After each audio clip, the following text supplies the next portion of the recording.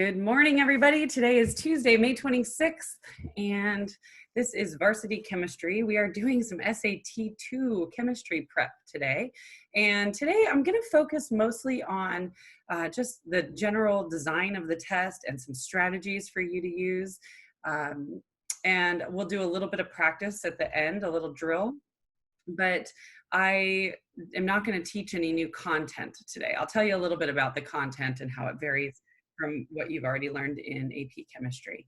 But today we're going to really just focus more on strategies, and like I said, we'll do a little practice at the end. From here on out, we'll be meeting on Tuesdays and Thursdays at 9 a.m. for a little SAT prep. My recommendation to you is that you get something like this. Okay, I ordered this. It's a Princeton Review one, and so I recommend that you get some sort of a subject test prep book, mostly for the practice problems. Okay, you guys are pretty familiar with the content by now, and like I said, I'll brush you up on content that you need to know in the next couple of weeks. But I would recommend getting has a lot of practice tests in it. So you want something with as many practice questions as you possibly can get your hands on. So this one has 3 full-length practice tests. There's plenty of other test prep books out there. So check the reviews on Amazon and decide which one works for you, or you can go pick one out at Barnes & Noble if they're open. But anyway, that's what I would recommend. I've always been a little bit partial to Princeton Review simply because I used them when I studied for the MCAT years ago. So I'm kind of familiar with it, but there's any of them would be good. Okay, so let me see here. It looks like I've got a few other people who are still having a hard time getting in. Let's see if that works. Okay, let's see. So let me think here for a moment. Today, we have to begin with molecule of the week. It's the beginning of the week. So let's start there. And then we'll get into SAT prep.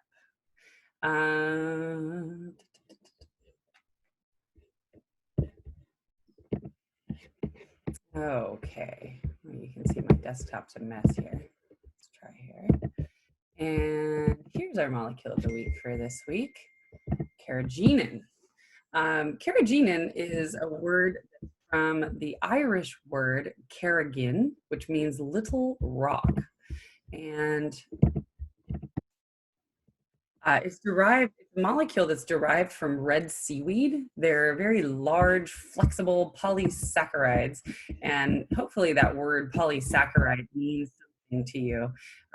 It's a type of sugar, basically a long chain of sugar molecules. It's a type of carbohydrate, okay? And they curl up to form these helices, kind of like, DNA. And gives them the ability to form a variety of different gels at room temperature.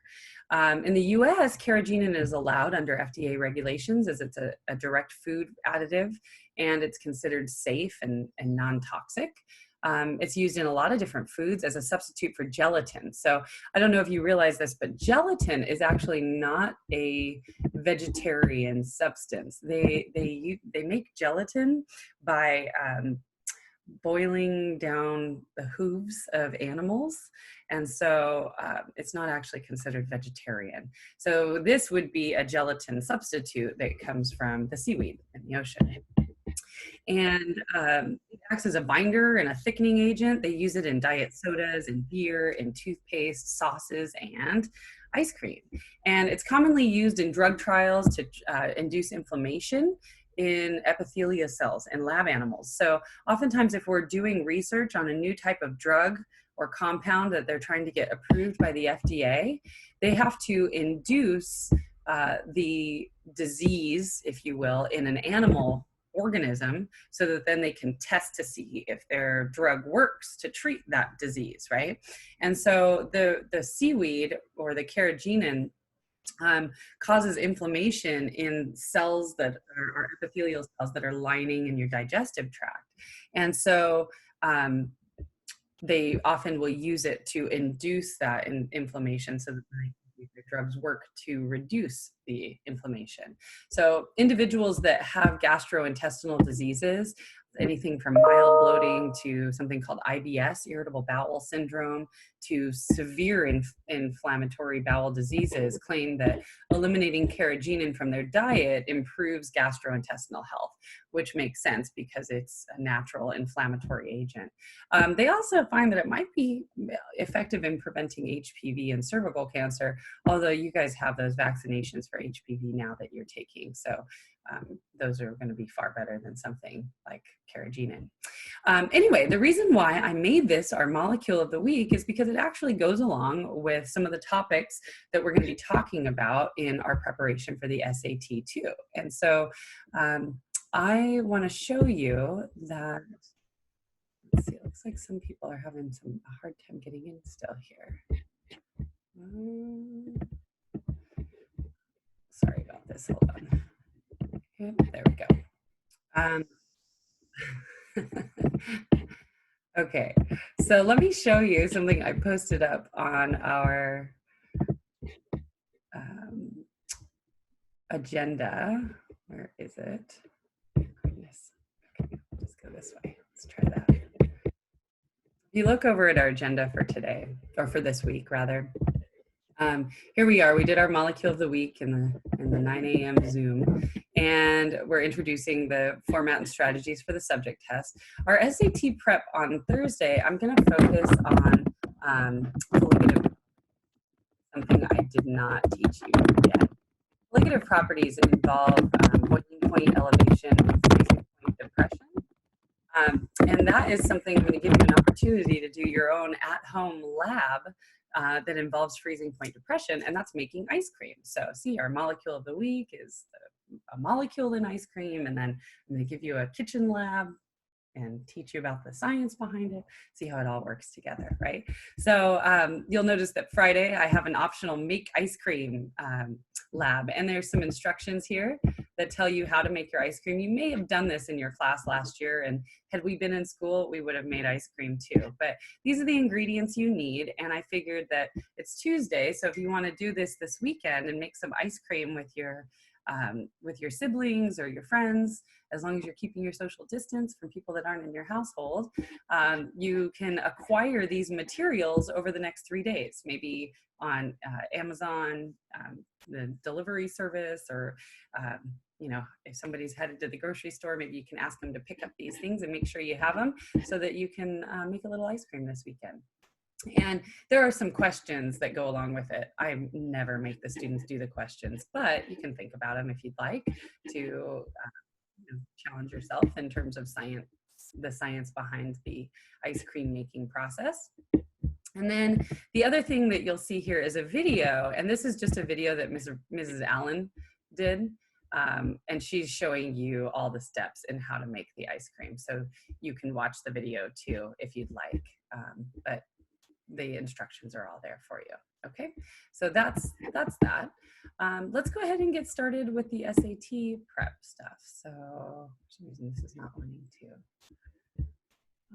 go away. There we go. All right. So firstly, again, I recommend that you get a test prep book of some sort. Okay, so make sure that you order something for yourself. That will be helpful. A lot of you probably feel like, wow, I don't even know when you're going to be taking the SAT, but you know, it's never a bad time to start prepping. So, all right, let's see here. So I'm going to use my little whiteboard here to write some important things down about it. Firstly, so I'm talking about the SAT-2, and this is the chemistry subject test. The SAT subject tests are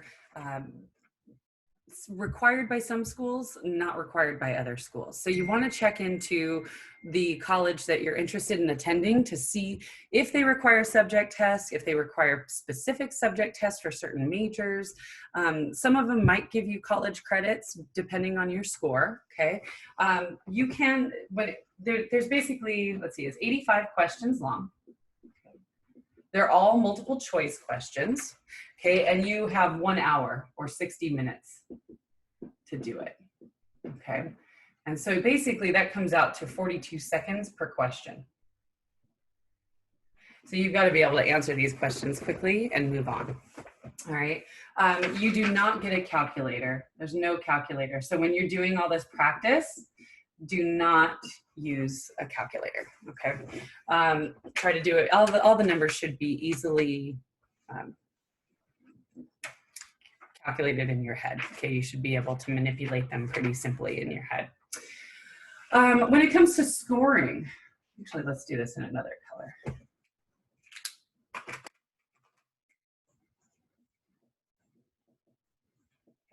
When it comes to scoring, there's a lot of strategy when it comes to scoring the highest score on this test. And we're going to talk about this in a few minutes. But basically, you get 200 points just for putting your name on the test. Okay, you can't get a 0. The 200 is actually the lowest number you can get as a score. And you can get up to 800. Now, you can actually get 800 points even if you miss a couple of questions. And it depends a little bit from test to test. The scoring will vary ever so slightly, but it is actually possible to miss a few questions or even leave one blank or a few blank. You can leave probably sometimes even 5 or 6 of the questions blank and still get a perfect score. Okay, so it's not a bad idea to leave it blank. This is a very different strategy than we have on the AP exam, right? On the AP exam, I would say never leave anything blank. Always bubble everything in. I guess you guys didn't have multiple choice this year, but if you're taking an AP exam in the future, or even an exam for any of your classes, most of your teachers probably don't have a wrong answer penalty. The SAT too actually does have a wrong answer penalty. And so there's a strategy involved in, do I leave it blank or do I guess if you're not sure what the right answer is? So the way the scoring works is that you get 1 point if you get an answer correct.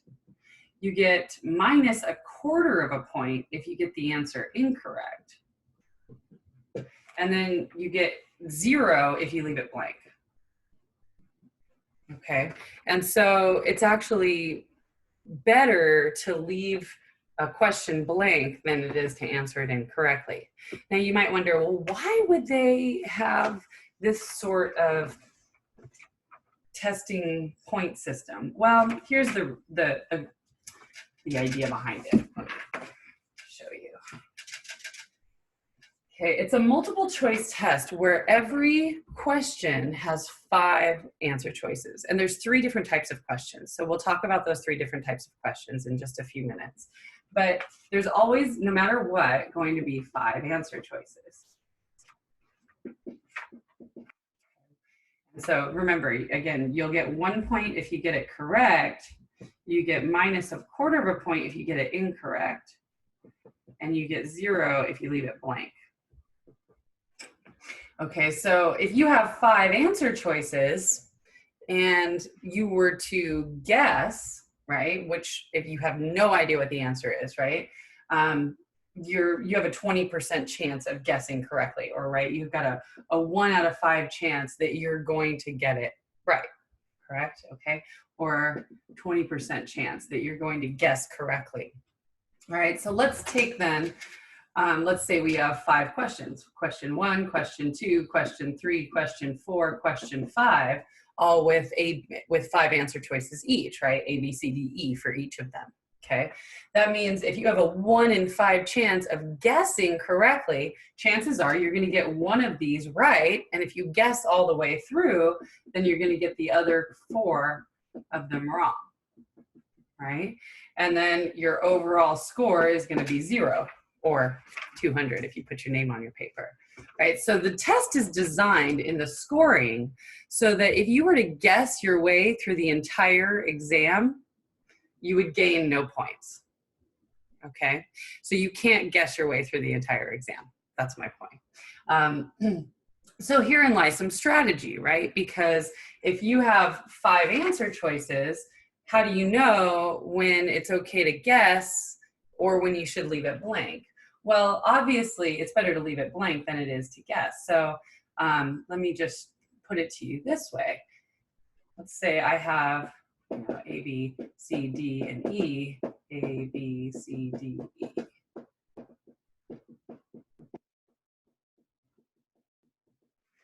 Okay, now if you can eliminate one answer choice, you know, now you've got a 1/4 chance of answering right one of these correct, right? So you could get 1 point for this and then lose a 1/4 point for each of these, right? And so this would actually put you ahead, right? You would end up with an overall, what, +1 and 1/4. So that's pretty good. So if you can eliminate one answer choice, definitely your score is better. But I probably wouldn't guess if I could only eliminate one answer choice. My personal feeling, and your SAT prep books might disagree with this, it's up to you. You've got to go with your gut. I would say that if you can eliminate 2 answer choices, then it's worth it to guess. Okay, because now you've improved your chances from 1 out of 5 chance of guessing correctly to 1 out of 3 chance of guessing correctly. And so you can imagine that that's going to help your score go up. So if you can eliminate 2 answer choices, then go ahead and make an educated guess. And if you can't eliminate 2 answer choices, I would personally leave it blank. And that would be your best strategy for making your way through the exam. If you are going to guess, here's another strategy, right? If you're going to guess a certain answer choice, choose a letter and make that the letter of the day. In other words, if I'm going to choose always to answer C, I guess, unless I've eliminated C, right? I would choose C every single time. Don't bounce around, right? Don't choose C and then B and then A and then B again, right? Choose the letter of the day on the day you decide to take that SAT test, and always answer that letter unless you've eliminated that answer as being incorrect, of course. But statistics show that if you always answer the same letter when you're guessing, you're more likely to get at least some of them correct, okay? All right, so there's the scoring. Let's take a look next at some question types, okay? There's 3 different types of questions on the SAT test. And 2 of them are very familiar to you, and one of them is really funky. So we're gonna take a look at those right now.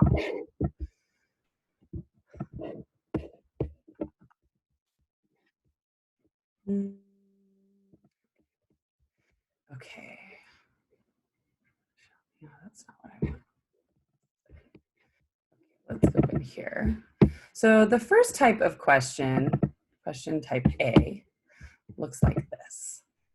Okay, it's very kind of a typical question you've probably seen on tests before, where they give you 5 answer choices. And remember, you always have 5 answer choices. And then they'll have multiple questions about those answer choices. And each answer could be used more than once, or not at all, or just once. Okay, so it's okay to choose A more than once. It's okay to never use D, right? Here's 4 questions, 5 answer choices. Obviously, it's going to be impossible to, answer each one. So it's okay to use it more than once or not at all. And so we can quickly do these together, right? Musical instrument that involves a keyboard outside and strings inside. Obviously, the answer to that is C, right? 2, motor vehicle designed to assist in effort to extinguish flames. Obviously, the answer is D. Okay, you guys know these. These are just basics trying to get you in, the idea of the question type. A sea vessel that carries passengers across large bodies of water would be E. And then number 4, a water-filled pit designed for recreational or athletic activities would be B, a swimming pool, okay? And we never use the red light, but we could have used swimming pool more than once. It's okay, all right? So that's question type A, pretty straightforward. Question type B. This one's the funky one, okay? It's a true-false style of question that still gives you 5 answer choices, okay? And so let me go ahead. I'm going to take this off of screen share in just a moment, and I'll show you what the answer sheet would look like for these types of questions. Actually, there's 2 things I want to point out here. And question types of B's, there's the numbering gets really weird. For some reason, even though there's 85 questions on the test, the numbering for question B gets into the hundreds. Okay, so I don't know why they do that. It doesn't make any sense, but don't let it throw you off. Okay, so the numbering is going to be funky on these. All right, and then in this type of question, it's a true-false question, but it's like 2 true-false questions in one and then some. So in other words, you're going to see 2 columns here, okay? And so here's a question number 101. You're going to decide independently if each one is a true or false statement. So number 1 is, if one takes a shower, one gets wet. True or false? I would say that's true. Yeah, we get wet when we take a shower. And then 2, the shower head releases water that falls on the individual taking the shower. Yeah, I would say that that would be true, right? That's part of taking a shower. So we see that both statements 1 and statement 2 are true. Now, if that's the case, where both statements are true, then there's going to be another bubble that you can bubble in, and it's going to say CE on it. And it's going to say, the CE is correct explanation, or some people call it cause and effect. Doesn't matter, whatever it is, you have to decide if the 2 statements are true because of one another, okay? So I'm going to take this off screen share for just a moment just to show you what I mean in terms of the bubbling. So you're going to see, 101, this is not, question 101, it's going to say, true or false, and it'll make it pretty obvious that this was for statement number 1, and then you'll see a true or a false for statement number 2, and then you're going to see this other little bubble here that's CE. Okay, again, this is set up so that there's 5 different possibilities. You could have true, true, where they are related and they're a correct explanation of one another. Okay. You could have true, true, where they're not related and they're not a correct explanation of one another. You could have a true statement in column 1 and a false statement in column 2. You could have a false and then a true, or you could have a false and a false. So once again, there's 5 different ways for you to bubble this in. Okay, you're going to bubble in true or false for statement 1, true or false for statement true, and then if and only if both statements are true, then you decide if that CE should be bubbled in. In other words, is statement number 2 a correct explanation of statement number 1? And if so, then you bubble that in also. So once again, you still have a 20% chance of guessing correctly on these types of questions. It's a weird true false, right? So let's do some practice ones with the ones that I just showed you, just simple question types, so that don't have anything to do with chemistry, right? So I would say that if one takes a shower, one gets wet. We said that was true. Number 2, if the shower head releases water that falls on the individual taking shower, that's true, right? And are they true because of one another? Yeah, I would say that they are related, right? It's a cause and effect. The reason why one gets wet is because the shower head releases water on them, sure. So I would say that for 101, the answer is true, true, with a correct explanation. Okay. Here, so I would bubble in true, true, correct explanation. Okay, this one takes some practice because this is the type of question that you guys are not really used to. All right, for question number 102, let's say if one walks rapidly, one will be in motion. True. Okay, so I would say, yep, I'm going to bubble in true for that first one. Automobiles burn gasoline. True or false? Yeah, they do, most of them, unless it's an electric vehicle, but we're going to say most of them burn gasoline. That's true. Are they true because of one another? No. They're not. They're not related to one another, right? And so for that reason, I would just leave it as true, true, but I would not bubble in the correct explanation.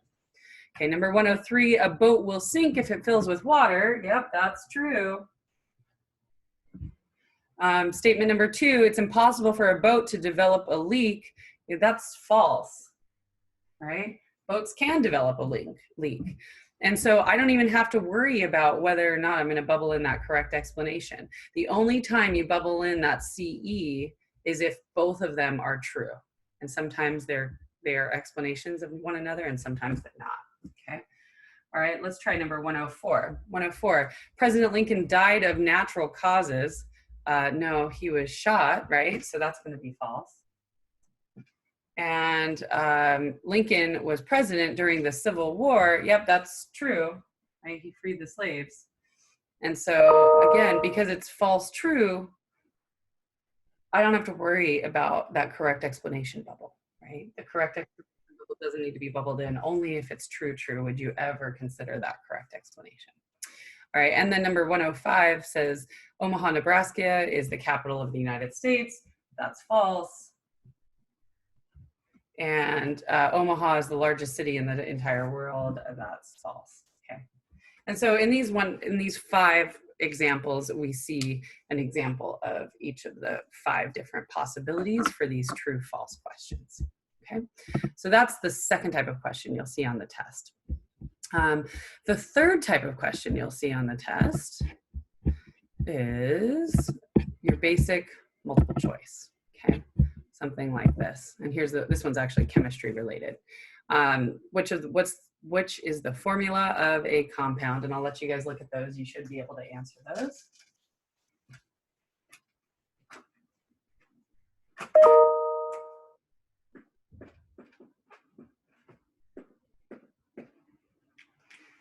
Okay, and hopefully you guys figured this out. The answer is A. A compound is 2 different elements coming together, right? So it's got to be a hydrochloric acid, okay? So those are the 3 types of questions you'll see. And just to give you an idea of the breakdown, question type A, you're going to have about, remember there's 85 questions in all on the test, okay? And so question type A, you'll have about 20 to 25 questions on that. Question type B are those funky true/false ones. You'll have anywhere between 10 and 25 of those. And then for question type C, the majority of the test will be about 40 to 50 questions for those simple multiple choice questions that you guys are used to.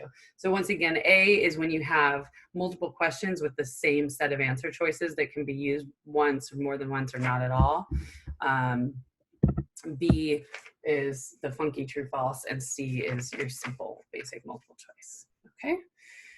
All right, so let's go on to some topics that are going to show up on the SAT2 that are not on the AP exam. So topics that are not on the AP exam.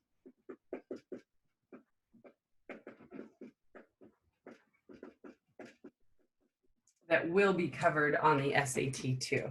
Okay, one of them is radioactivity and half-lives. Now we covered half-lives a little bit in kinetics. Okay, but I will give you a crash course on nuclear chemistry, okay? The next topic that we had not covered this year is boiling point elevation and freezing point depression. Freezing point depression is what you will be studying in the kitchen lab that's making ice cream, if you decide to do that, okay? And if you decide to make your own ice cream, I'd love to see pictures on our Instagram. Go ahead and upload them there. We'll be talking about this on Thursday, okay, to prep you up for that ice cream so you know what you're doing there. Next one is balancing redox reactions. Okay, we're gonna have to do a little crash course on redox. This is probably one of the tougher parts of it. It's not hard, but it's just, it takes a little practice. And then the last bit is some environmental chemistry.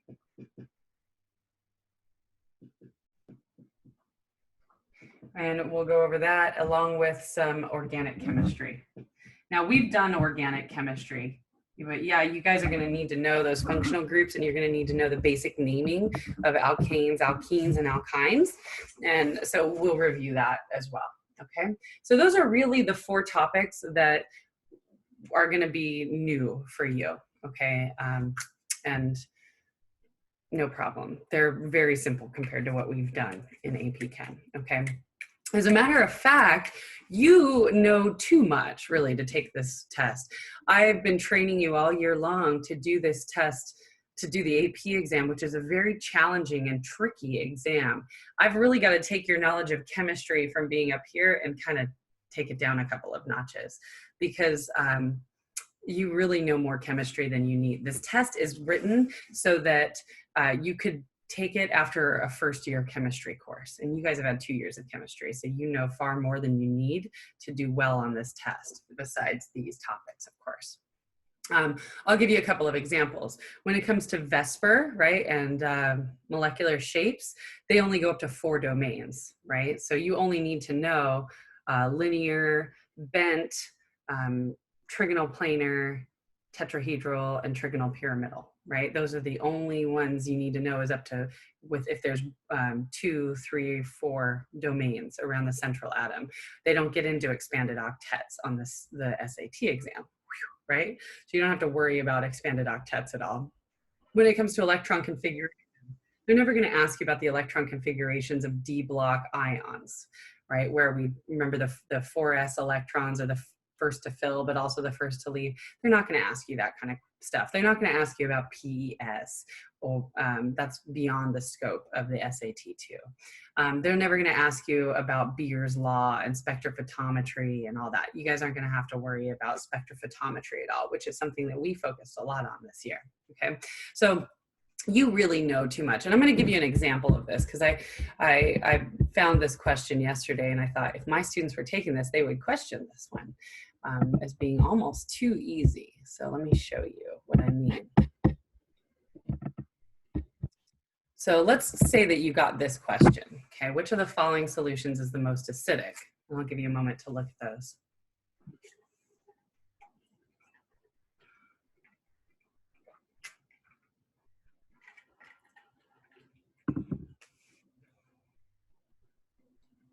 All right, so if you were to answer this question, I hope you would answer A. A is the most acidic. And the way we know that is simply by looking at the pH. And the lowest pH is going to be the most acidic. But I know how my students think. You guys, if you would never see a question like this on the AP test, right? This is an SAT2 style question. And this is way too easy for the AP test. Where they basically are telling you the answer because it's a pH of 4 is the most acidic. But I know you guys, you know too much, right? You're going to start looking at these and go, okay, I would, you know, I know that most of you would go through here and you would say eliminate B, because you know sodium hydroxide is a base and you know ammonia is a base. So you could eliminate B and E right off the bat. Now here we are in that situation where we should guess, okay? And you're looking at the 3 acids: phosphoric acid, hydrochloric acid, acetic acid, and you guys know your chemistry, right? So you're gonna automatically think, well, hydrochloric acid is the strongest acid. Phosphoric and acetic are weak because they're not one of the 7 strong. So maybe this is a trick question and it should be really hydrochloric acid because hydrochloric acid is the strongest acid. Don't even go down that road, okay? That is thinking way too deeply for this test. Your knowledge of chemistry just needs to be surface level of chemistry, okay? So pH of 4, most acidic, answer it, move on. Remember, you only have 42 seconds per question, okay? So hopefully that makes sense in that you kind of know a little too much chemistry and beyond what you need to know for the test. All right, let's talk some strategies real quickly, and then I'll give you guys a drill and we'll be done, okay? We'll go over the answers and it'll be chemistry drill. It'll be, it's only 10 questions, but you'll get to practice with each type of question. Okay, so strategies. Some of these were written up on my board all year long, so they should be ones that you're familiar with. My eraser is falling apart. Okay.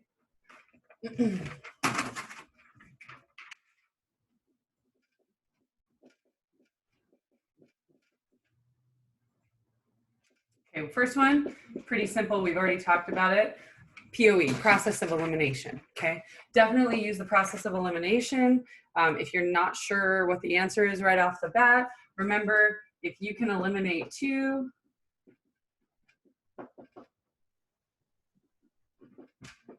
answers, then guess. It's to your advantage to guess. If you can't, if not, then leave it blank. Somebody else is trying to come in here.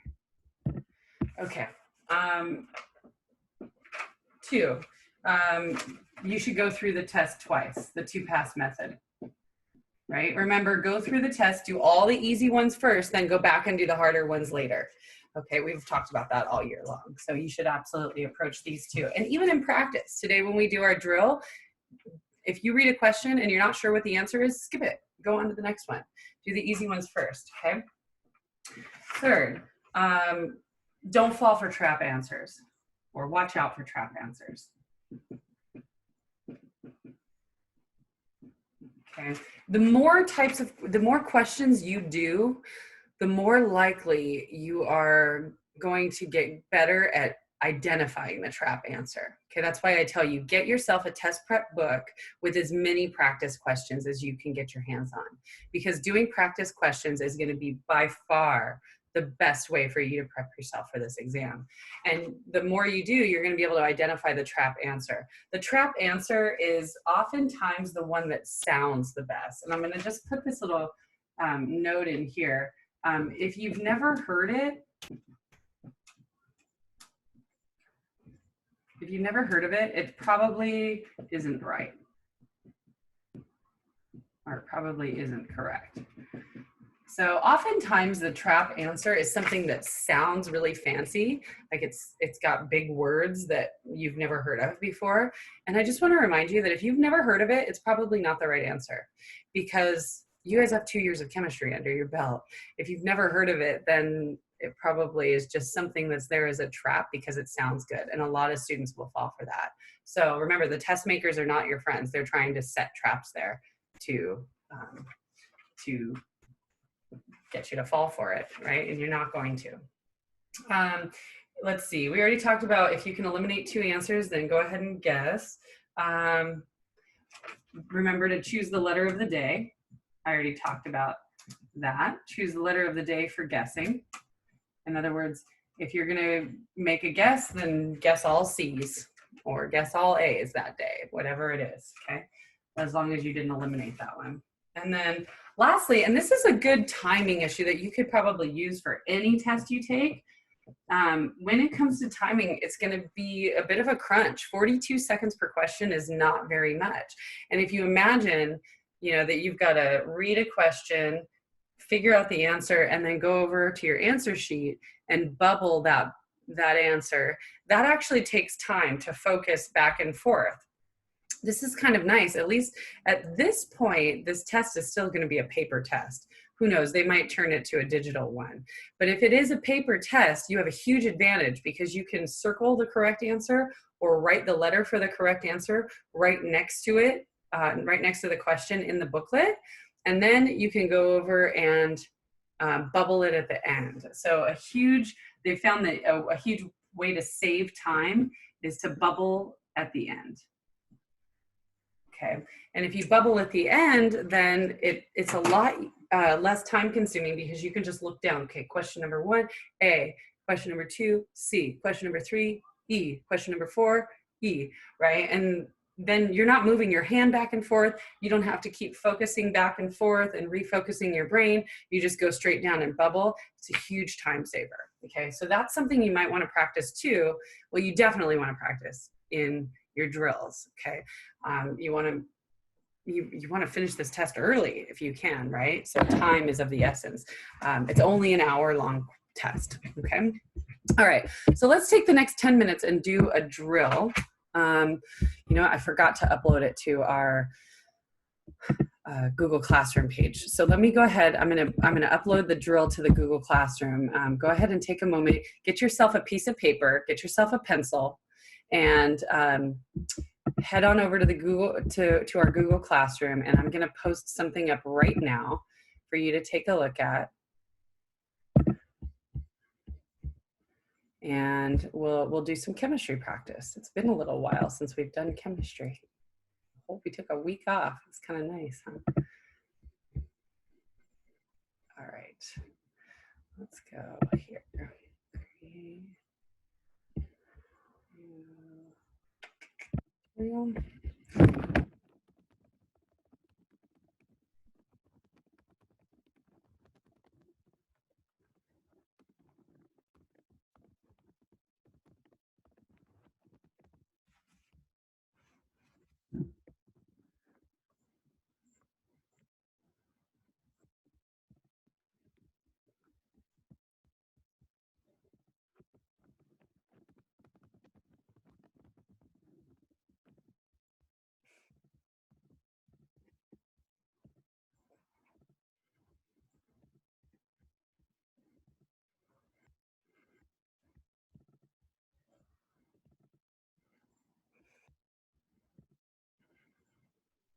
Okay, it's there now. So go ahead and find that drill. The answers are not there, so you'll have to stay tuned if you want the answers to it. But you should see it now in your classroom.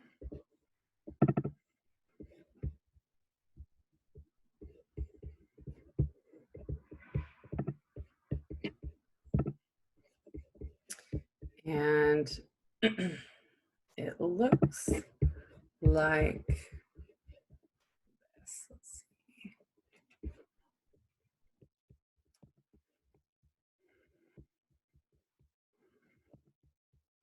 Okay, so it looks like this. I know that the sizing and whatnot is a little funky, but it's pretty straightforward. And I know the numbering is off. It's like question type A is 1, 2, 3, 4. Question type B is 101 through 103. And then question type C is 24 through 26. I don't know why. Don't shoot the messenger. I just took this from Princeton Review. So I'm going to give you guys, let's see, we have 42 seconds each and 10 questions, right? So 42, don't start yet. Actually, that's only 7 minutes. Okay, 10 questions. I'm going to give you guys 7 minutes to do it. Does anyone need more time to access this? Okay, 7 minutes. Hold on, I'm going to start the timer on my clock here. And then just keep your answers on a separate sheet of paper. Okay, ready? You may begin. Good luck. Yeah, I'm going to pause the recording and I'll be quiet.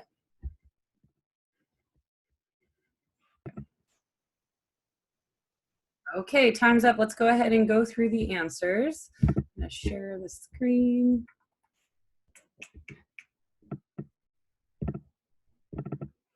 This is it. Here we go. Okay. So question type 8, number 1. This is a quantity that allows one to calculate a mass if density is known. And hopefully for this one, you got A.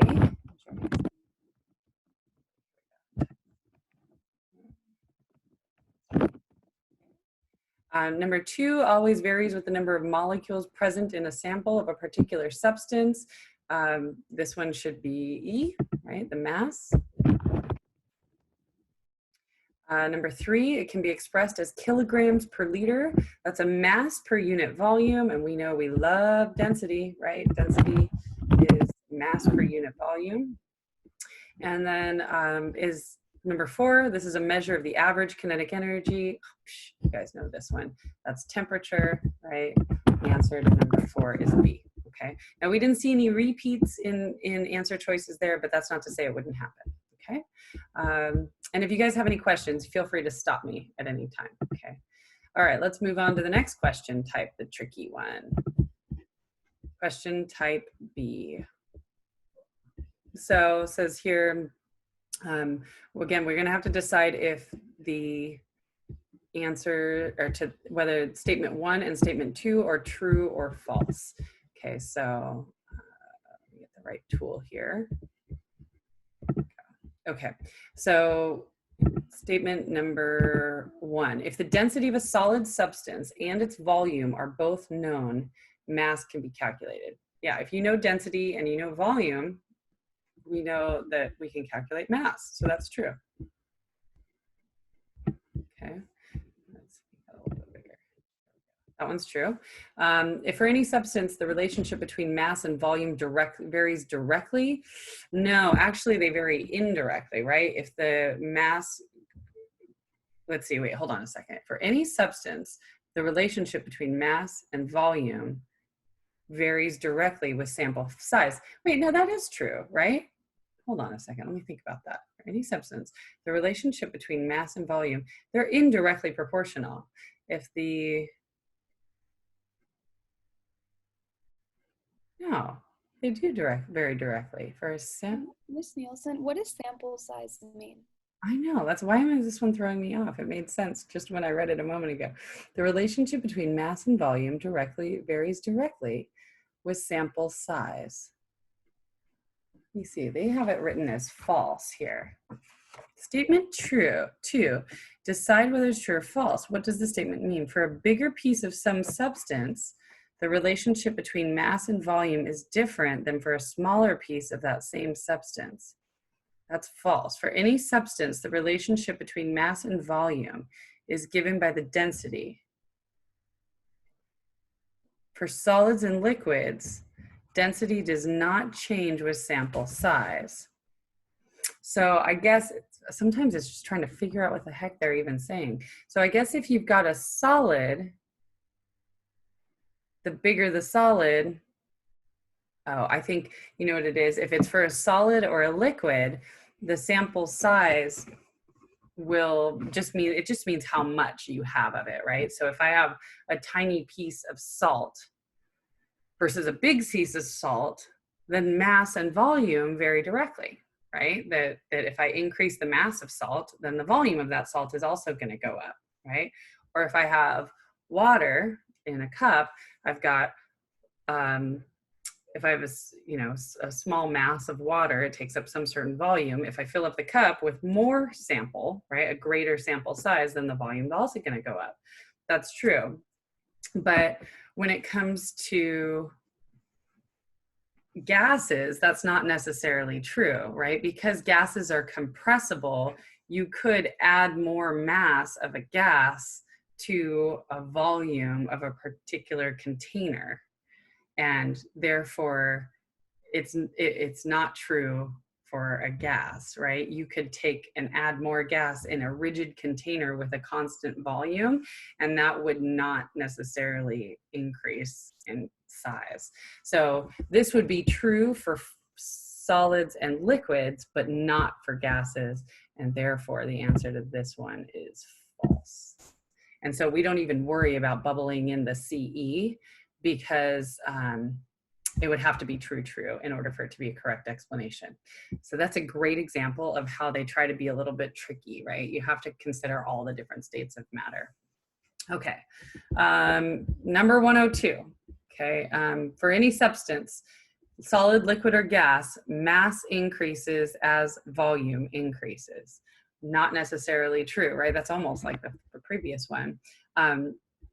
With a gas, you could increase the volume of the gas without changing its mass, right? Again, for solids and liquids, it's true, but not for gases. You could just expand the size of the container and the gas will expand to fit the size of the container. So that one's gonna be false, okay? Density represents mass per unit volume. Yep, that's true. So for number 102, it's false true. Okay, all right, and then let's do the last one. 103, statement number 1, if substances X and Y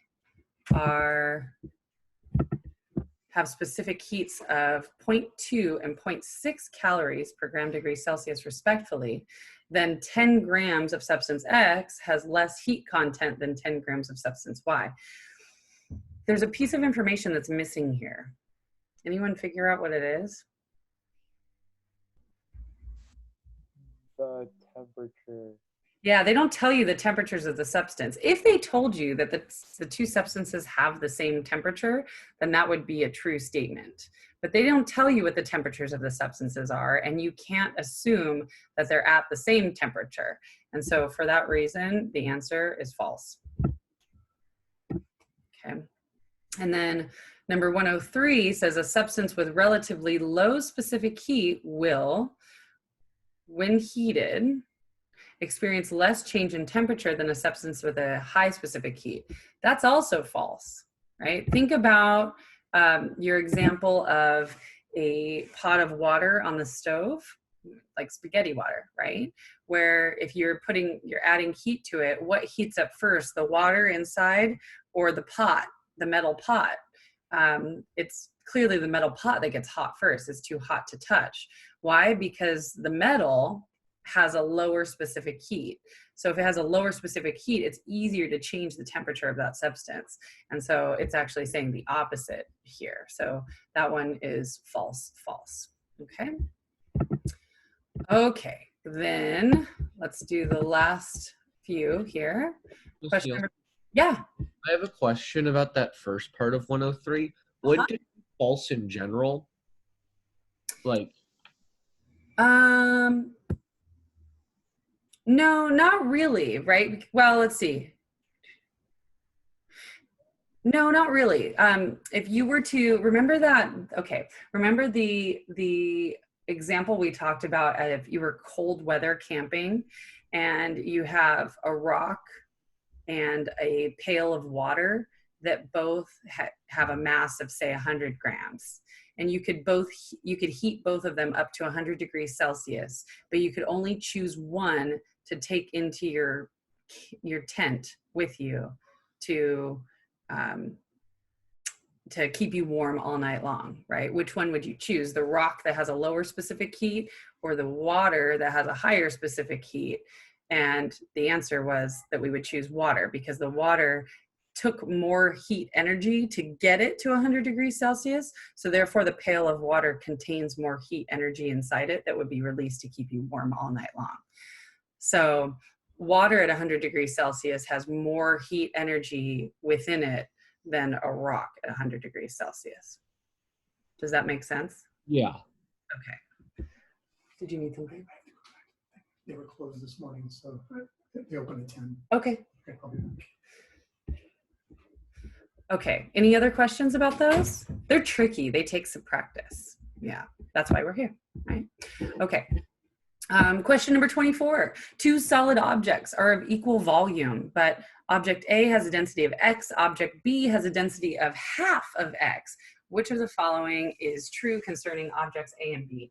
So for this one, I would probably do a little bit of manipulation with some variables, right? So I would say the density of object A is the mass of A over volume A. And the density of object B is the mass of object B over the volume of object B. And we know that volume A and volume B are equal to one another. So if I rearrange both of these, I can say volume A from here, I can say volume A is going to equal the mass of A divided by the density of A.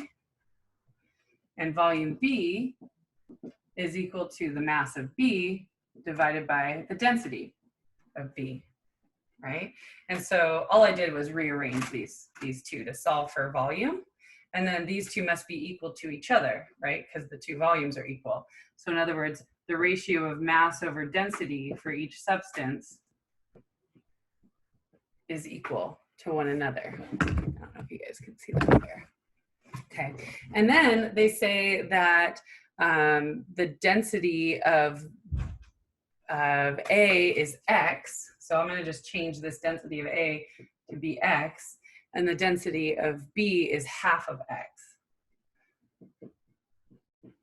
Right? And so in order for this ratio to be true, the mass of B has to be 1/2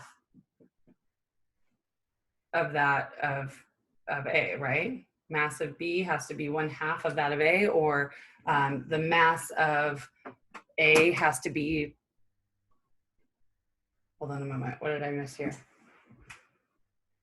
that right? Let's see. Yeah, that's right.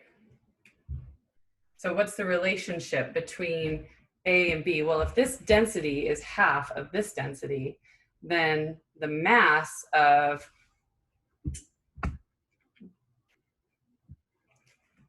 it's really hard to explain. If the density of B is half the density of A, then the mass of B must be half that of A, right? Or the other way of putting that is that object A has twice the mass of object B. The answer should be E here. So that's E there, okay? So number 24, let me just double check. Yeah, that is the correct answer. Let me read you the answer that's in the book just to make sure that you understand. It says, don't even really look at the answer options until you understand the situation that's being described. Sometimes reading the answer choices can actually confuse you even more. It's actually a really good test strategy to try to answer the question first before you even look at the answer choices, and then look for the answer that you came up with so that the answer choices don't throw you off. Okay, so you know that the relationship between the two substances, let's see, if they have half the density, then the mass has to be half of that as well. Yeah. Yeah, so if object A has twice the density, it should also have twice the mass of object B if they have the same volume. That's correct.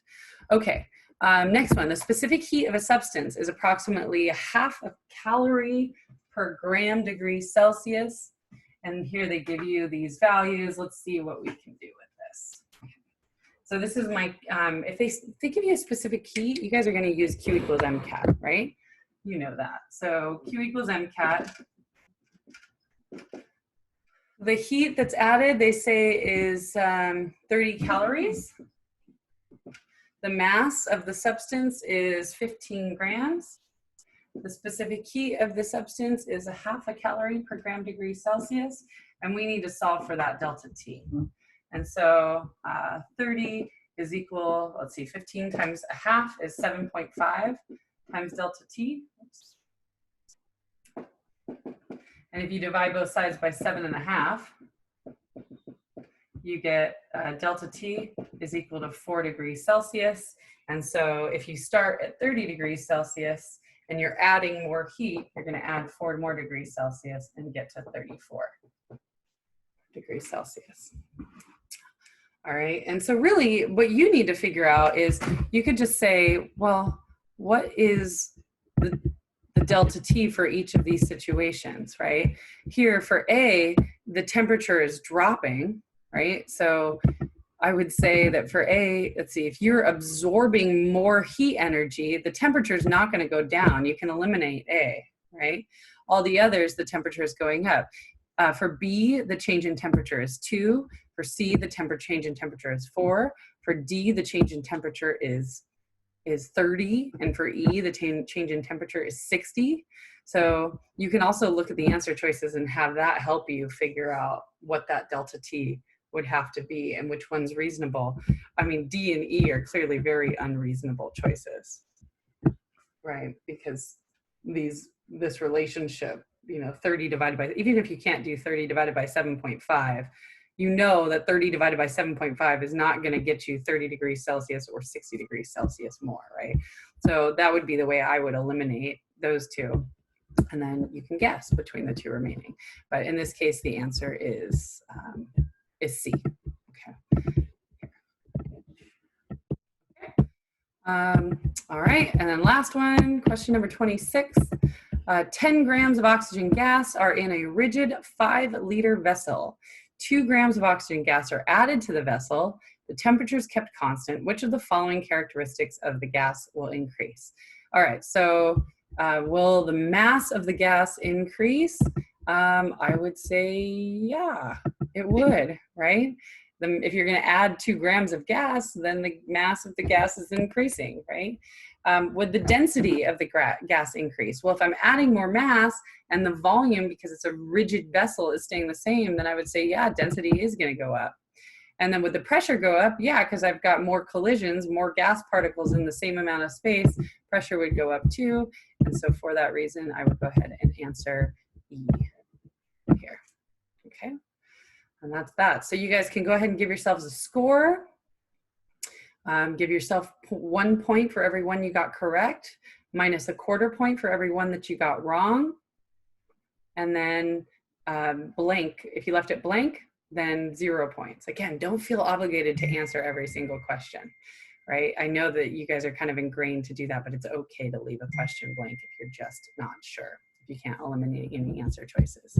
So, and then as far as a good score, it's really hard to say what a good score would be on this, but I would say, you know, if you're getting at least half of them correct, if you're getting at least 5 points, that's good, right? That's a good start. And I would assume that most of you guys could get half of these. Okay. Miss Nielsen, for Yeah. like 101 and 103, are they 2 points each, or is it the whole question is 1 point?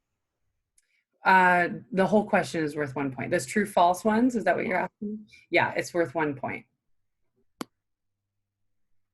Okay, any other questions? Okay, guys, so get your hands on a test prep book, and then you guys have tomorrow off, and we'll see you back here on Thursday for some freezing point elevation and boiling point depression problems. Okay, thanks for coming. Have a great day. Bye, Miss Nielsen. Yeah. Thank you. Bye.